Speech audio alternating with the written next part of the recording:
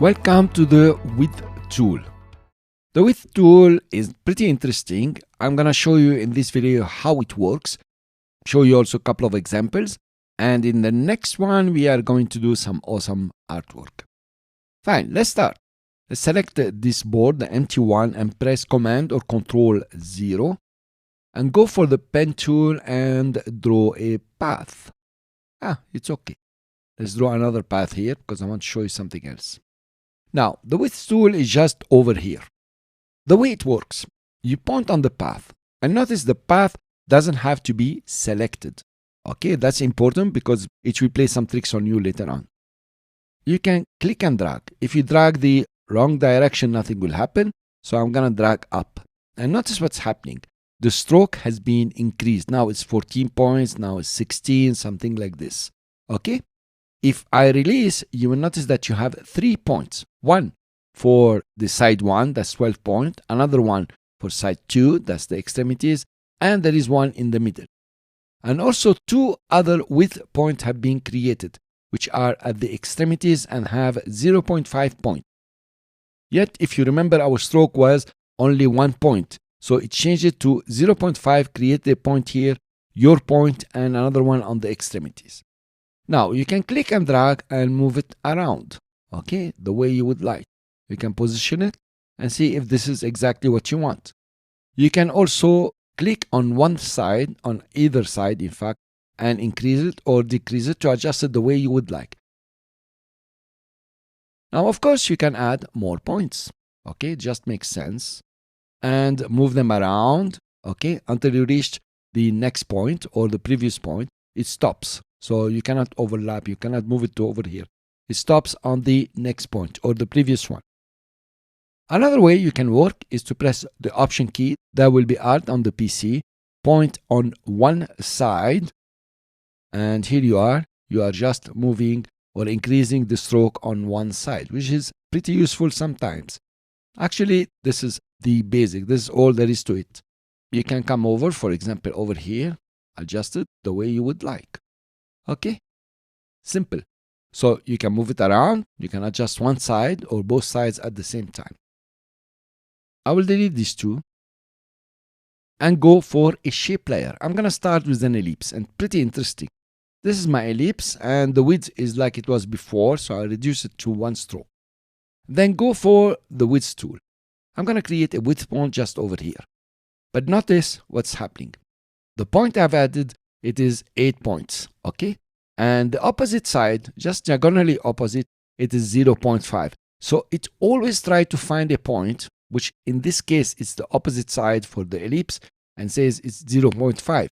Another point has been created for you, and this is the point to decrease it even faster. Here you are, you can do something like this if you want to mess it up. And also you can decrease this one or even make it 0 if you want to. Quite useful when you are using the ellipse tool.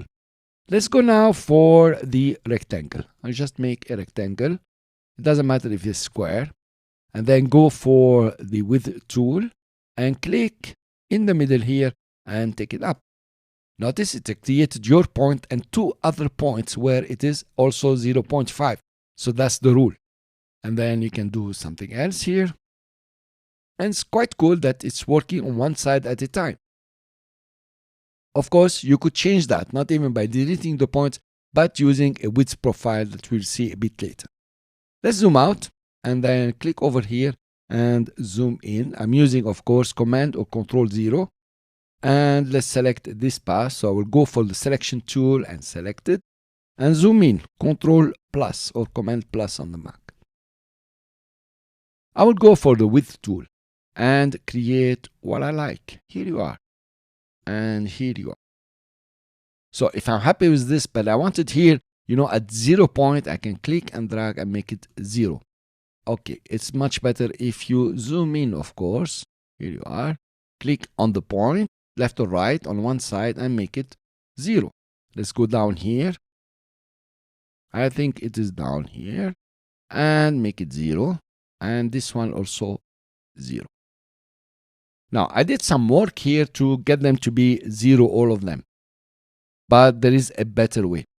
The better way is like this. Let's now select these two and come to the width profile here. You notice if I select one, there is a profile. If I select both, of course, they have different profiles, so nothing is here. I'm going to go back to uniform, okay, and adjust the stroke to be just 1. Now, selecting one path, I will go for the width tool, and I have a profile here. So it is uniform. So I can open the profile and choose one of the preset profiles. The most interesting is this one over here, okay? Now notice it has made it 0 point here, 0 point here, and it's created another point here, which is 0.5. Of course, now you can increase the stroke the way you would like, and you still have the same kind of profile. You can do the same for here. Move it a bit, doesn't matter. Then come back and select this profile. Now, notice I'm clicking and nothing is happening. I click another one. Notice I changed the one that is selected using the black arrow. Let's undo. And then to select the path you want to work on, you press Command. You already know that maybe. And click on the path. And now, notice the profile. I'm going to change it to this profile and increase the stroke the way I'd like. Pretty cool. And guys, now something more interesting here. Over here, I will use the selection tool to select it. I have a single path from beginning till end. Now, if I go for the width tool, and I can play with the path, but notice what happens. It stopped over here. It did not change the path over here. It's taking in consideration this hard corner. You can come over and create another one. And of course, the extremities are 0.56 here and the same over here. Now, I did this adding some points. I can add more points if I want to. Okay, something like this. And coming over here, we start reducing faster just here. Of course, I have to adjust this one if I want it, quite pointed. So I can select one point, click on it, and make it 0. But now, the shape is selected. I'm going to go for this profile. Notice what happens. When you go for a profile, it's going to take the whole path. It's not going to break it and take in consideration the hard angles. It's just going to put it from the beginning till the end. Here you are. The profile has changed. Now, let's say you have a profile in mind that you want to work with.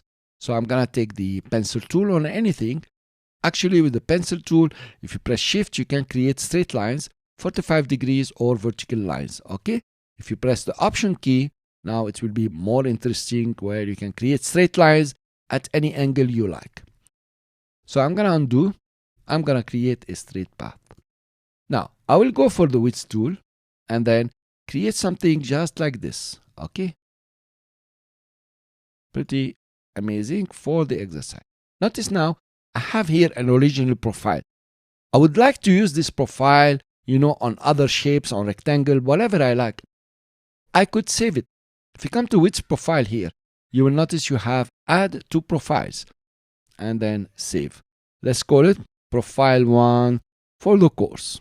I will delete it later and press OK. That's it. So now I have this profile saved. If I come over here, selection tool, select the shape or the path here, go back to my profile, which is just over here, and here you are. My profile has been applied. If you don't believe me, let's take a simpler shape. I'm going to go for a segment and use the width tool. I have now a width profile. Go to my little profile here, and here you are. Increase the stroke size, and I created a new profile if you want to.